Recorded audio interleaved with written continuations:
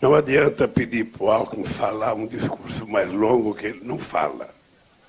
Eu lá atrás falei, Alckmin, você não tem que fazer o discurso telegráfico que você fazia nos comícios. Aqui é uma reunião de pessoas, sabe, mais qualificadas do ponto de vista político. Você pode falar um pouco mais. Mesmo assim, ele foi telegráfico, como sempre. Só faltou dizer uma coisa, Alckmin, as pessoas que não estão na comissão que está sendo escolhida, ainda não terminou, vão participar da transição. Eu fiz questão, primeiro, de colocar o Alckmin como coordenador, para que ninguém pensasse que o coordenador vai ser ministro. Ele não disputa a vaga de ministro, porque é o vice-presidente da República. Qualquer outro que eu colocasse, esse cara vai ser o coordenador, ele vai ser ministro. Não, e eu tenho um pedido para todo mundo, quando convidar alguém para participar da comissão de transição, dizer o seguinte, olha, não será ministro as pessoas que estão. Pode ser ou pode não ser.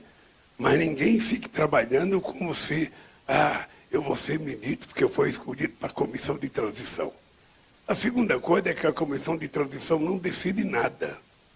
O que a comissão de transição vai fazer é como se fosse uma máquina de ressonância magnética, ou seja, ela vai fazer um levantamento da situação do país. E, a partir dessa situação do país, nós vamos discutir e vamos tomar algumas decisões para começarmos o processo de mudança do nosso país.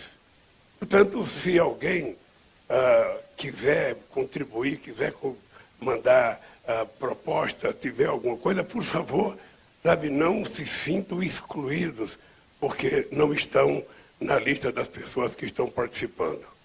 Sabe, o Alckmin é o coordenador, o Aloysio Mercadante e a Gleice têm um papel importante, e cada partido político que participou da coligação tem um papel importante. Nós estamos começando um processo. A segunda coisa que eu queria dizer para vocês é que eu estou vendo aqui a cara de companheiros que ganharam as eleições, a cara de companheiros e companheiras que perderam as eleições. Eu queria dizer para vocês que o fato de alguém ter perdido uma eleição não significa que esse alguém é menor do que alguém que ganhou. Significa apenas que, possivelmente, quem ganhou tenha sido melhor compreendido pelo discurso que fez. Eu, cada vez que perdia uma eleição, e não foram poucas as eleições, quantas vezes eu em casa chorava, porque eu achava que o meu discurso era o mais correto, eu achava que a minha proposta era mais correta, eu achava que eu era o melhor para o país, e eu ficava triste porque eu não tinha conseguido convencer o povo daquilo que eu acreditava que eu era. Então, muitas vezes, nós temos que compreender que a gente perde, mas se não fosse, às vezes, a derrota da gente, a gente não fosse candidato, o que está eleito não estaria eleito. Porque muita gente está eleito pela somatória de votos daqueles que perderam. E, às vezes, por diferença pequena. Então, é preciso que a gente leve em conta isso na nossa relação, porque, muitas vezes, só é reconhecido quem ganha. Quem perde, não ganha. Aliás, a gente costuma dizer que quem conta a história de uma nação são os vencedores. Os perdedores não têm o direito de escrever. Nesse caso, eu queria dizer para vocês, os perdedores vão ter o direito de escrever e vão ter o direito de participar desse processo de transição e desta governança. Terceira coisa que eu queria dizer para vocês é que se tem um ser humano feliz no planeta Terra, sou eu. Eu estou muito feliz porque eu sempre acreditei em Deus. E eu acho que depois de tudo que aconteceu comigo, depois de tudo, eu me sinto como se eu estivesse sendo ressuscitado. Sabe, muita gente não imaginava que a gente pudesse estar vivendo esse momento agora. E nós estamos vivendo esse momento não por mérito pessoal de qualquer pessoa que esteja aqui, mas pelo mérito e pelo compromisso coletivo que nós temos com o povo brasileiro e pela grandeza política do povo mais humilde e mais pobre desse país.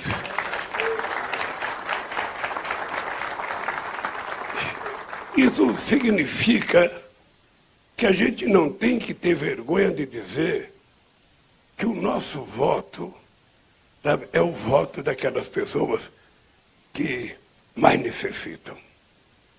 É daquelas pessoas que um dia viveram num país que tinha um governo que olhou para elas, que governou prioritariamente para elas, sem esquecer da responsabilidade da participação de outros segmentos da sociedade.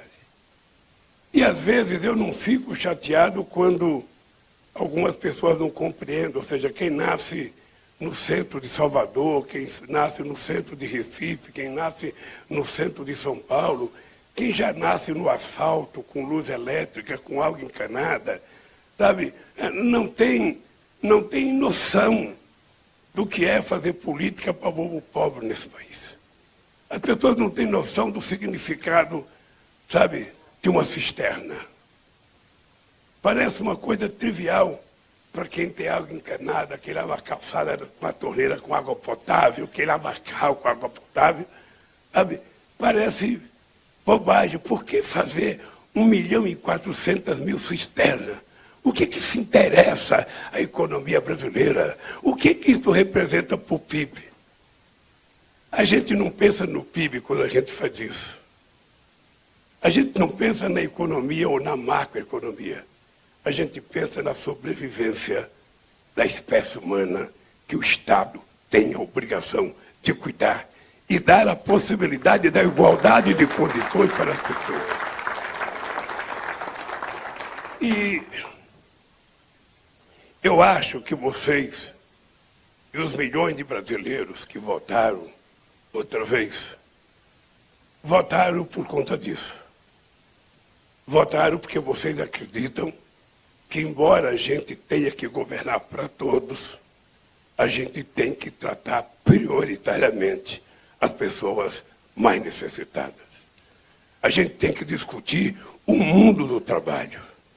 Você não pode viver num mundo, sabe, em que os trabalhadores parece que são microempreendedores, mas que trabalham como se fossem escravos, sem nenhum sistema de seguridade social para protegê-los no infortúnio.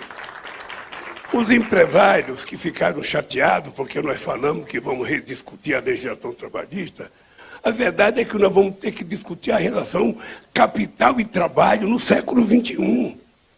Quem é empresário sério, quem é sindicalista sério, sabe que a gente não poderia ficar no século XXI tratando apenas da lei feita em 1943.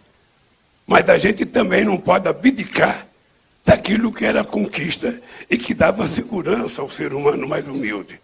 Alguns direitos que foram tirados dos trabalhadores. Parece pouco, mas a reforma na aposentadoria fez com que um trabalhador que receberia normalmente R$2.000 vai receber R$1.300 agora. Parece pouco que uma mulher que poderia receber R$2.000 de pensão do marido vai receber metade disso. Ora, por que as pessoas são levadas a sofrerem por conta de garantir a tal da estabilidade fiscal nesse país? Por que toda hora as pessoas falam é preciso, sabe, cortar gasto? É preciso fazer superávit. É preciso fazer teto de gasto. Por que as mesmas pessoas que discutem com seriedade o teto de gasto não discutem a questão social desse país? Por que o povo pobre não está na planilha da discussão da macroeconomia? Por que a gente tem meta de inflação e não tem meta de crescimento? Por que a gente não estabelece um novo paradigma de funcionamento nesse país? Eu quero dizer para vocês que a única razão que eu tenho de voltar a exercer o cargo de presidente é tentar restabelecer a dignidade do nosso povo. E a prioridade zero, outra vez, o mesmo discurso que eu disse em dezembro de 2003 e 2002. O mesmo discurso. Não tem que mudar. Não tenho que mudar uma única palavra. E eu quero dizer para vocês, se quando eu terminar esse mandato, cada brasileiro estiver tomando café, estiver almoçando e estiver jantando, outra vez eu terei cumprido a missão da minha vida.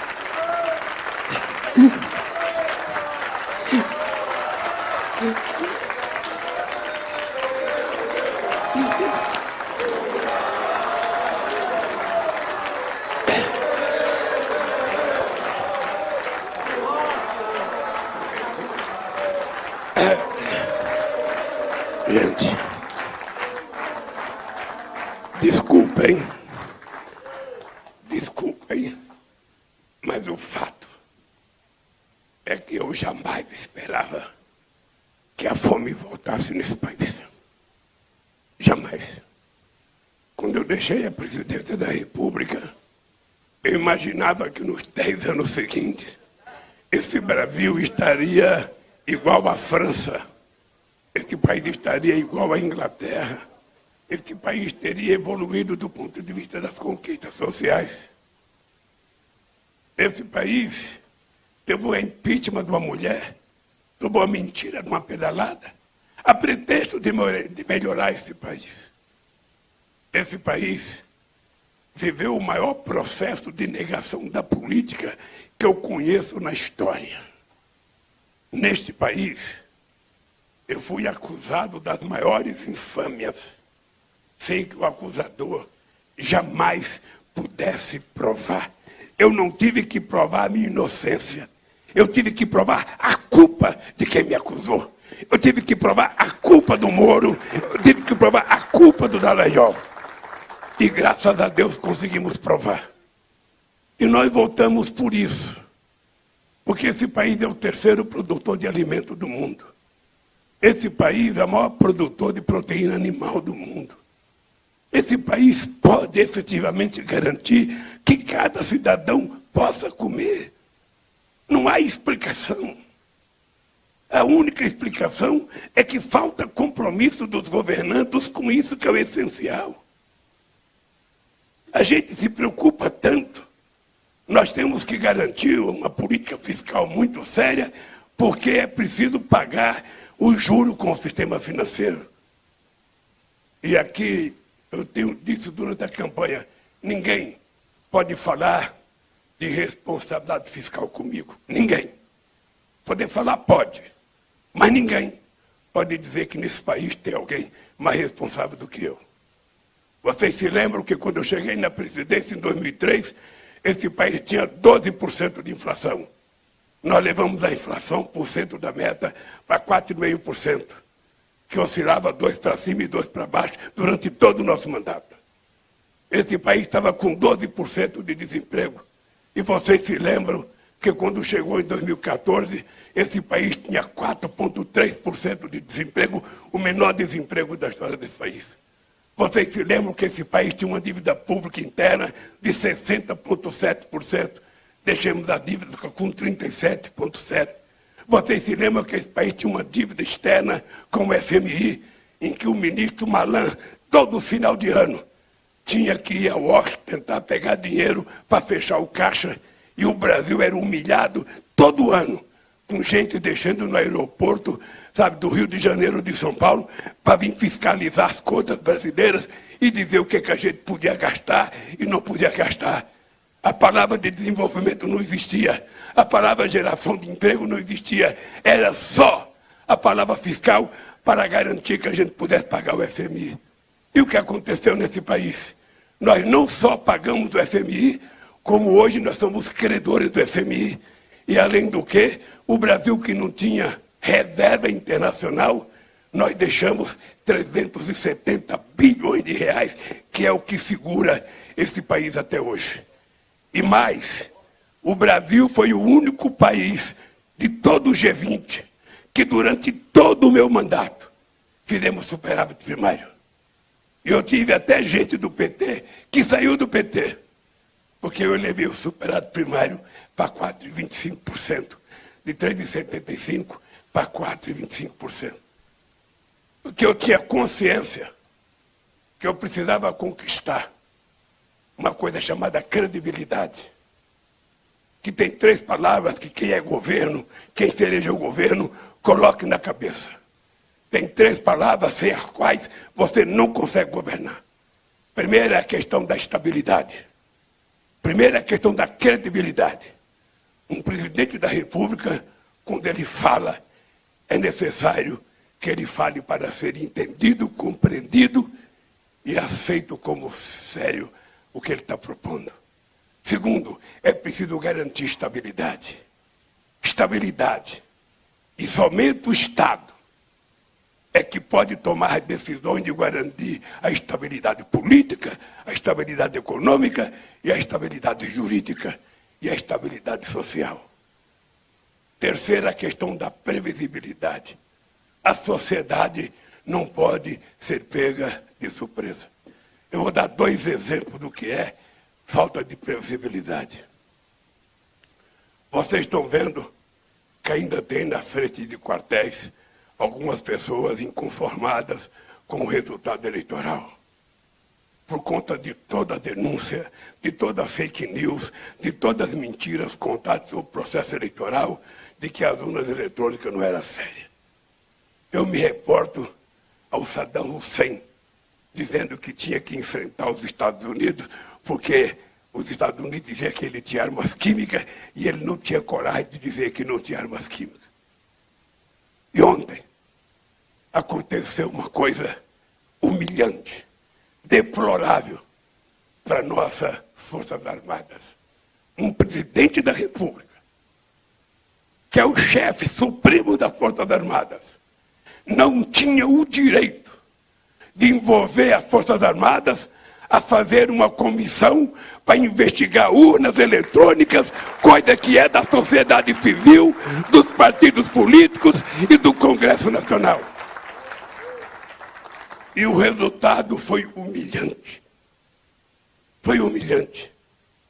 Eu não sei se o presidente está doente, não sei o que está, mas ele tem a obrigação de vir à televisão e pedir desculpas à sociedade brasileira e pedir desculpas às Forças Armadas por ter usado as Forças Armadas, que é uma instituição séria, que é uma garantia para o povo brasileiro contra possíveis inimigos externos, fosse humilhada apresentando um relatório que não diz nada, nada, absolutamente nada daquilo que ele durante tanto tempo acusou.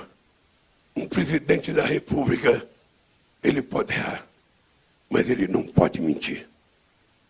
Não é aceitável que um presidente da República minta para o seu povo.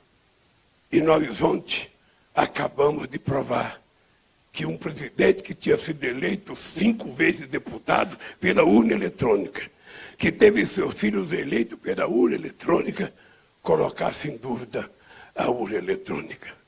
Exatamente porque ele sabia que ele ia perder as eleições. Ele tinha certeza que ele ia perder. E vocês sabem que não foi a disputa entre 2 homens, não foi a disputa entre 2 partidos políticos, não foi a disputa entre 2 candidatos, foi a disputa entre um candidato e a máquina do Estado, porque ela foi utilizada na sua totalidade. A inteligência, a Polícia Federal, a Polícia Rodoviária, as polícias públicas de cada estado que estiver envolvido, os empresários ameaçando, sabe? E mais ainda, gente, por isso que foi criado, proibido entrar com celular, porque tinha empresário querendo que o seu trabalhador fotografasse o seu voto para provar que tinha votado contra nós. Talvez de todos vocês aqui, eu seja o único que já disputei muitas eleições presidenciais. Eu nunca tinha visto nada igual na minha vida. E eu perdi 3 eleições para presidente. Eu nunca tinha visto nada na minha vida. Nada. A indústria de mentiras que foi inventada desde as eleições do Trump nos Estados Unidos, a eleição de 2018 e agora, é uma coisa que é inimaginável que a gente possa fazer uma eleição num processo desse, em que milhões e milhões e milhões e milhões de notícias falsas, 24 horas por dia, difamando as pessoas, falando mal, sabe, utilizando a religião, que é uma coisa sagrada, a fé e a religiosidade das pessoas é uma coisa sagrada. A nossa espiritualidade é uma coisa nossa, muito íntima, pois até com isso eles mentiram, contando mentiras e contando mais mentiras. Agora que chegou ao fim, ele ainda não reconheceu a derrota. Seria tão fácil fazer como fez o Alckmin quando disputou comigo. Seria tão fácil fazer como fez o Serra quando disputou comigo. Seria tão fácil fazer como eu fiz 2 vezes com o Fernando Henrique Cardoso, quando eu perdi as eleições. Pego o telefone e ligo: olha, parabéns pela tua vitória. E anuncia ao país: esse país tem um perdedor e tem um ganhador. Ele ainda não teve coragem de fazer isso, como Saddam Hussein morreu, sem ter coragem de reconhecer que o Iraque não tinha armas químicas. Ele afundou um país por conta de uma mentira que só ele acreditava. Portanto, o presidente Bolsonaro tem uma dívida com o povo brasileiro. Peça desculpa pela quantidade de mentiras que foi contada nessa eleição e pelas ofensas que fez à urna eletrônica, que é um modelo que o mundo inteiro teria que lutar. A maior economia do mundo está contando papelzinho até agora. Se ele conhecesse a Amazônia, ele ia saber que uma urna de uma cidade vai de canoa para a capital, demora 3 dias dentro de uma canoa.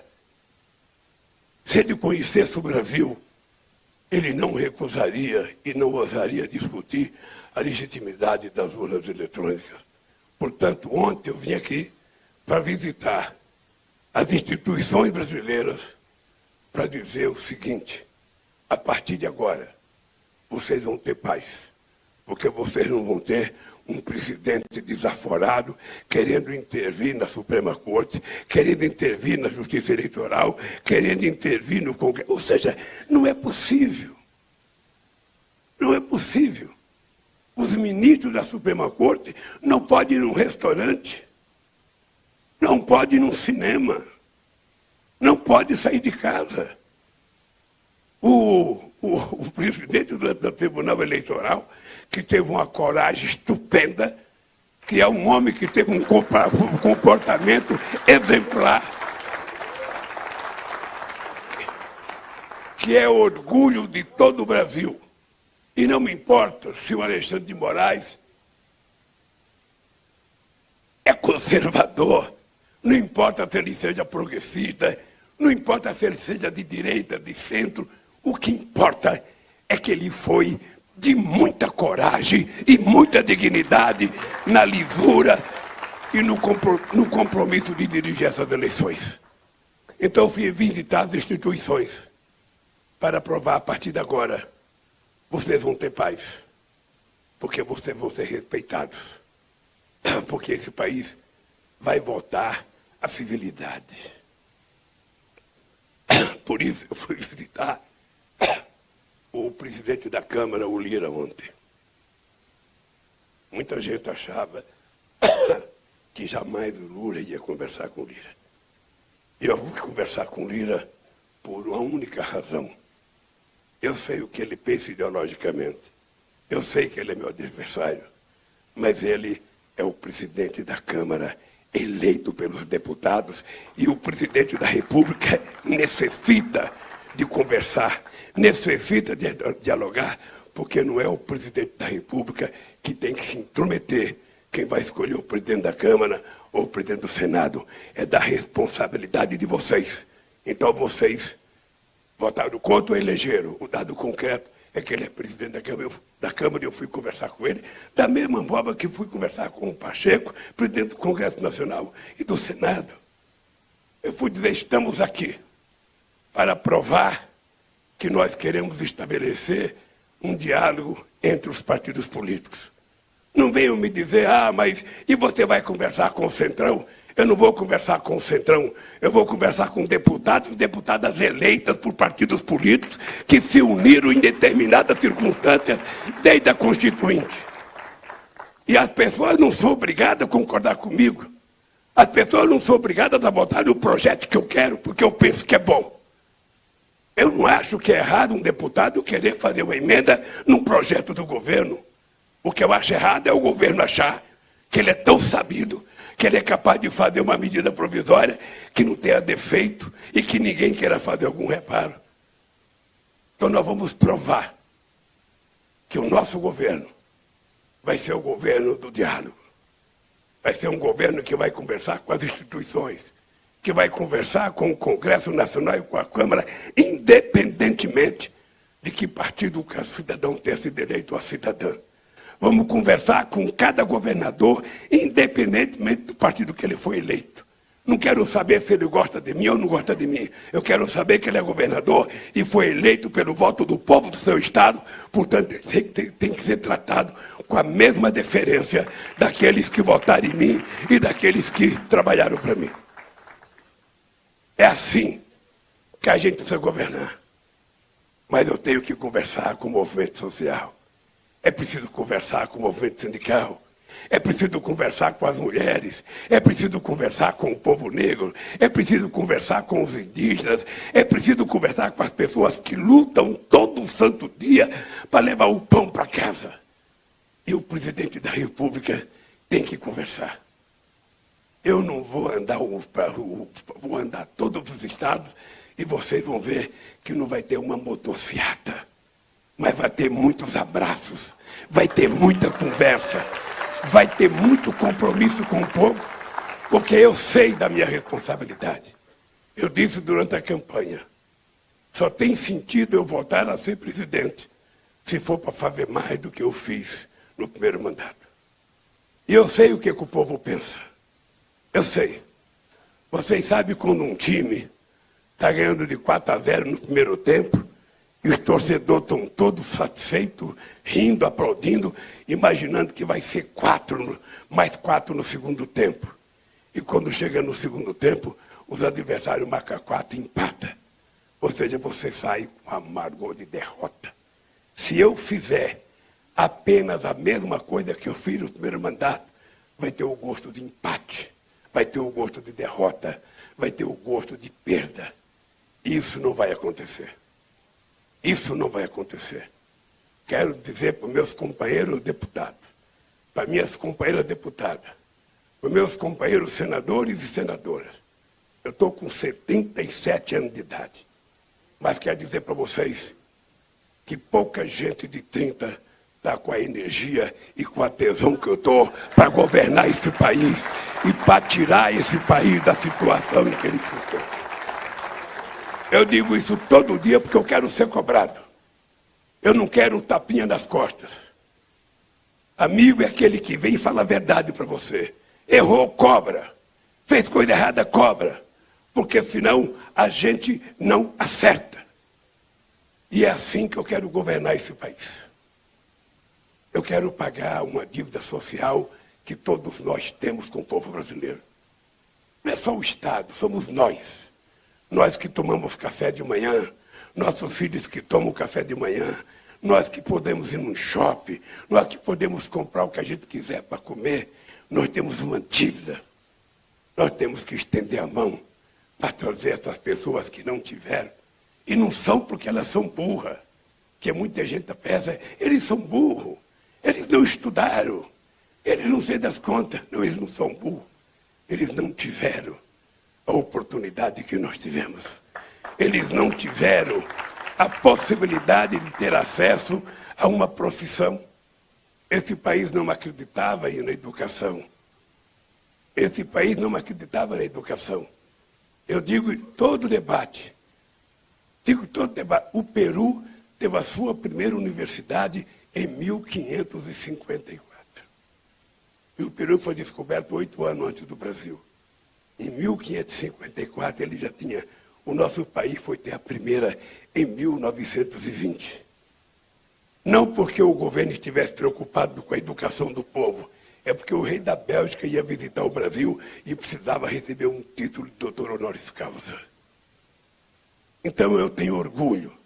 Eu e o Zé Alencar, 2 quase que analfabetos, passamos para a história como os 2 homens que mais investiu em educação nesse país.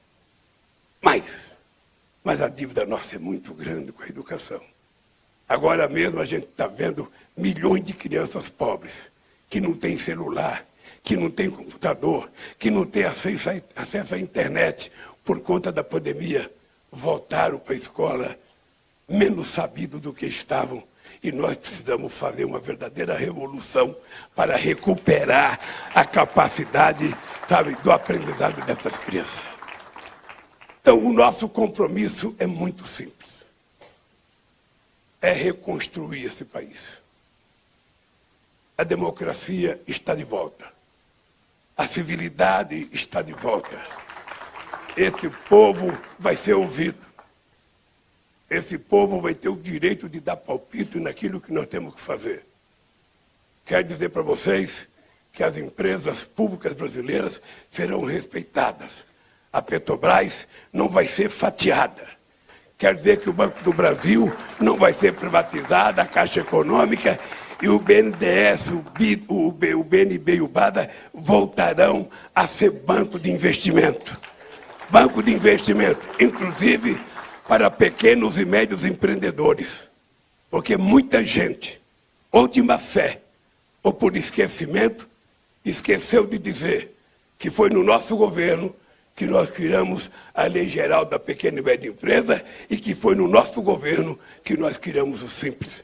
E que foi no nosso governo que a gente fez o maior financiamento da securitização da dívida dos agricultores brasileiros, 89 bilhões de reais na medida provisória 452 de 2008. Então, quando as pessoas falam, mas os ruralistas estão com bronca, eu quero conversar para saber por que a bronca. Por que a bronca? Porque no nosso tempo, um empreendedor do agronegócio comprava um trator por 2 ou 3% de juros ao ano. Hoje está pagando 18%.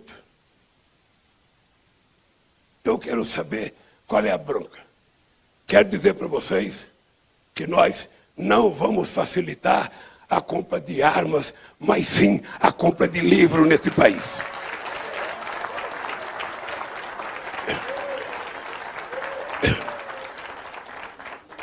E vamos mudar alguns conceitos nesse país. Muitas coisas que são consideradas como gasto nesse país, nós temos que passar a considerar como investimento. Não é possível que se tenha cortado o dinheiro da farmácia popular em nome de que é preciso cumprir a meta fiscal. Cumprir a regra de ouro. Sabe qual é a regra de ouro desse país? É garantir que nenhuma criança vá dormir sem tomar um copo de leite e acorde sem ter um pão com manteiga para comer todo dia. Essa é a nossa regra de ouro. É o compromisso em fazer com que esse país maravilhoso tenha o povo voltando a sorrir. Uma vez, companheiro, eu vou contar isso para terminar, quando eu criei o Brasil Sorridente. A coisa que mais me incomodava é que quando eu ia para a periferia de São Paulo, quando eu ia para o sertão nordestino, às vezes tinha meninas de 16 anos, de 18 anos, sabe, rapazes, gente bonita, quando dava um sorriso, não tinha nenhum dente na boca. Não tinha um dente na boca. E por quê? Porque não podia ir num dentista ou não tinha dentista.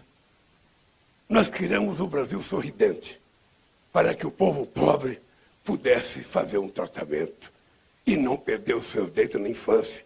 A gente vai ter que voltar com dentista nas escolas. Com dentista nas escolas para que as crianças não tenham cárie de qualquer jeito. para que a gente possa começar a recuperar, sabe, antes que não tenha mais jeito. E eu posso garantir para vocês que a coisa mais barata num país é cuidar dos pobres. É a coisa mais barata. A coisa mais cara é garantir que o sistema financeiro receba aquilo que o Estado lhe deve. A coisa mais cara é aquele dinheiro que é inútil, sabe, que você não tira proveito dele. Você veja uma coisa, gente, só nesse período de governo já vai mais de 150 bilhões de reais, de dólares, pago em dividendos para os acionistas, sabe, da Petrobras. E nada para o investimento. E essa semana vocês viram que inventaram a distribuição de mais 50 bilhões de dólares de um possível lucro futuro. Qual é a ideia? Esvaziar o caixa da Petrobras, para que a gente não possa fazer nada. E vocês sabem que esse país hoje não consegue refinar a quantidade de gasolina que ele precisa. Nós já fomos exportador de gasolina e agora nós exportamos por volta de refinamos por volta de 79%. É por isso que tem 390 e poucas empresas importando gasolina dos Estados Unidos, pagando em dólar o preço. Agora eu estou sabendo que eles vão pegar, mas não sei quantos bilhões do BNDES, agora, antes da nossa posse, para que também deixe o BNDES vazio, para que a gente não tenha capacidade de investimento. E eu quero terminar dizendo para vocês, depois de tudo que aconteceu comigo, eu sou um homem sem mágoa, sem ressentimento, mas um homem com muito compromisso. Eu quero que vocês saibam que eu só tomei a decisão de votar porque eu acreditava que nós vamos ter condições de fazer esse país voltar a sorrir outra vez, fazer as pessoas terem esperança. Em 2008, a ONU fez uma pesquisa, o povo brasileiro era o povo mais alegre do mundo e era o povo que tinha mais esperança do mundo. Faça uma pesquisa hoje, que vocês vão ver. Agora começou a melhorar. As pessoas já estão dormindo mais tranquilas. As pessoas já estão acreditando, sabe, que a democracia voltou com os braços abertos para dar a cada um de nós a sensação e o prazer de felicidade. A sensação e o prazer de que nós seremos capazes de recuperar a civilidade nesse país. Cada companheiro deputado, cada companheira deputada pode ficar certa que nós vamos conversar com o Congresso Nacional. Vamos conversar porque o Congresso Nacional tem todos os defeitos que cada um de nós queira que tenha.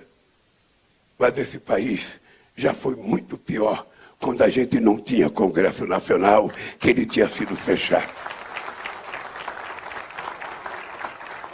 É melhor um debate caliente, um debate nervoso das divergências nossas, do que o silêncio profundo do medo da baioneta que esse país já experimentou. Lamentavelmente, Alckmin, tem gente, uma minoria que está na rua pedindo. Ele não sabe nem o que pede, mas estão pedindo. Eu, se pudesse dizer para essas pessoas, voltem para casa. Democracia é isso, um ganha, o outro perde. Um ri, o outro chora. É assim em qualquer esporte, é assim em qualquer política. Quantas vezes eu chorei porque perdi? Quantas vezes cheguei em casa achando que tudo tinha acabado para mim? E hoje eu descubro que uma derrota é apenas um incentivo para eu me preparar melhor para outra disputa eleitoral. Então, se vocês estiverem ouvindo pela internet, voltem para casa. Não sejam violentos com crianças. Não sejam violentos com quem pensa diferente de vocês. Vamos respeitar quem não é igual a gente. Vamos respeitar quem não pensa como nós pensamos. Vamos respeitar quem não gosta da música que nós gostamos. Vamos respeitar quem não gosta do candidato que nós gostamos. A democracia é isso. É a gente viver democraticamente na diversidade. Eu não peço para ninguém gostar de mim. Eu só peço para as pessoas respeitem o resultado eleitoral, porque nós vencemos as eleições e vamos recuperar este país. E vou precisar muito de vocês. Vou precisar muito de cada um de vocês. Portanto, um abraço. Um abraço. Eu estou viajando segunda-feira para o Egito, sabe? Já vou ter no Egito mais conversa com lideranças mundiais num único dia do que o Bolsonaro teve em 4 anos.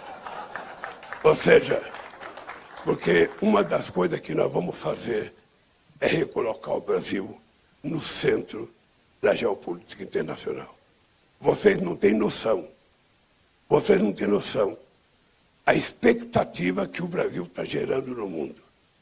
A expectativa. A expectativa é tão grande que o Putin ligou, que o Zelensky ligou. A expectativa é tão grande, sabe, que num único dia eu recebi 26 telefonemas, coisa que o Bolsonaro, sabe, talvez não tenha recebido nenhum. Eu não quero arrumar inimigo. O Brasil é um país que, historicamente, o último contencioso nosso foi com a Guerra do Paraguai. Eu não quero guerra. Eu quero paz. Eu não quero ódio. Eu quero amor. Eu não quero arma. Eu quero cultura e quero livre. Eu não quero cadeia. Eu quero escola. É esse país que eu peço a vocês, ajudem-nos a construir. Um abraço, companheiros.